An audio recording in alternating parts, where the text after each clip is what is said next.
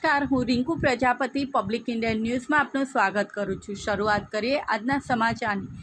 શ્રી રામકૃષ્ણ સેવા મંડળ સંચાલિત આણંદ આર્ટ્સ કોલેજના રાષ્ટ્રીય સેવા યોજના દ્વારા વૃક્ષારોપણ કાર્યક્રમ યોજાયો।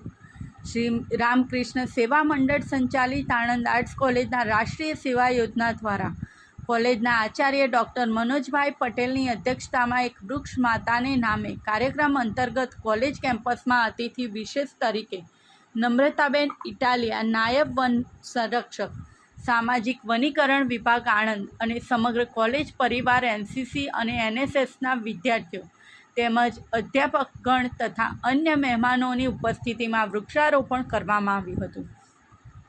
અતિથિ વિશેષ નમ્રતાબેન ઇટાલિયાનું કોલેજના આચાર્ય ડૉક્ટર મનોજભાઈ પટેલ દ્વારા પુષ્પગુચ્છને ભગવદ્ ગીતા આપી અભિવાદન કરવામાં આવ્યું હતું।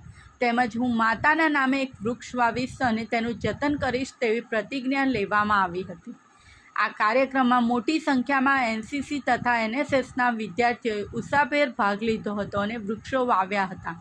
આ સમગ્ર કાર્યક્રમનું આયોજન, સંચાલન, આભાર દર્શન એનએસએસના પ્રોગ્રામ ઓફિસર ડૉક્ટર મુકેશભાઈ જોશી તથા ડૉક્ટર ભાવનાબેન પ્રજાપતિએ સંભાળ્યું હતું।